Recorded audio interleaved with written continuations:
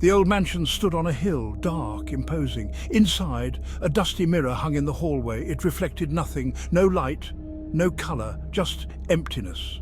One night a young woman named Anya visited the mansion. She had heard rumours of the mirror, legends of its haunted reflection. Drawn by curiosity, she peered into its depths. At first, she saw nothing. Then, a face shimmered in the glass, pale, gaunt, with eyes filled with unspeakable terror. Anya gasped, stumbling back in fear. The face in the mirror smiled, a slow, chilling grin spreading across its spectral features. But the face, it wasn't hers. Fog rolled over the graveyard, cold, eerie.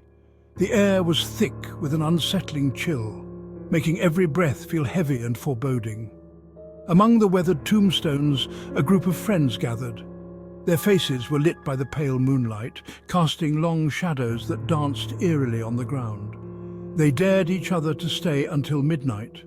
Nervous laughter filled the air as they tried to mask their growing fear. Just as the clock chimed 12, a whisper slithered through the fog. It was faint at first, almost like a distant echo, then another and another. The whispers seemed to multiply, weaving through the mist like ghostly tendrils. The whispers grew louder, surrounding them. They felt as if unseen eyes were watching their every move. They seemed to come from the graves themselves, moaning, pleading. The voices were filled with a haunting desperation, filled with an unearthly sorrow. It was as if the very ground beneath them was mourning. One of the friends, a boy named Jake, swore he saw a figure emerge from the fog. His heart pounded as he pointed into the mist. A woman in a white dress, her face obscured by the mist. She seemed to float, her movements ethereal and otherworldly. She reached out a hand towards them. Her fingers were long and delicate, almost translucent in the moonlight. But as quickly as they appeared, the whispers faded, the ghostly figure vanished. It was as if she had never been there at all. The fog dissipated, revealing nothing but the cold, silent tombstones.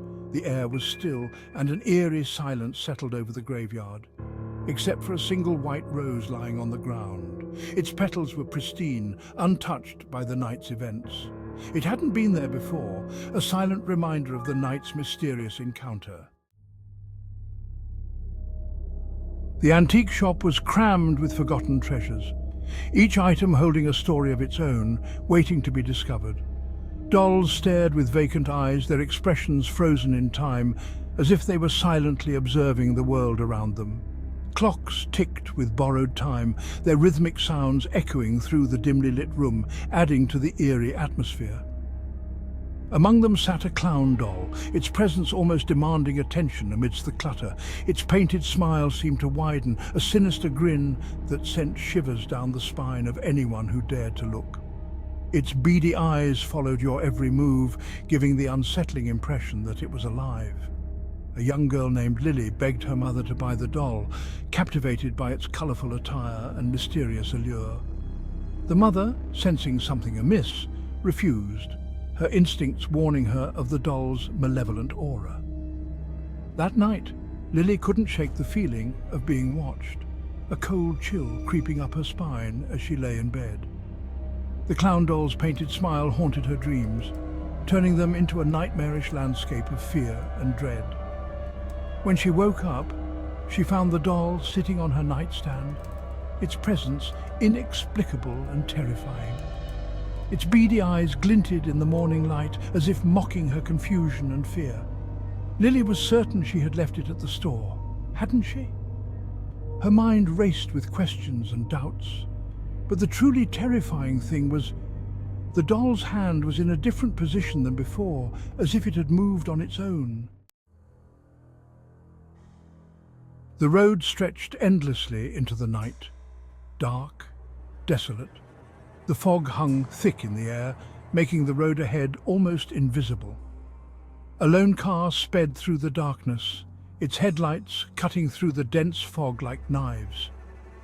The driver, a young man named Michael, was startled by a figure on the roadside. His heart raced as he squinted to get a better look. A young woman in a white dress stood there, almost ethereal in the moonlight, her eyes pleading for help.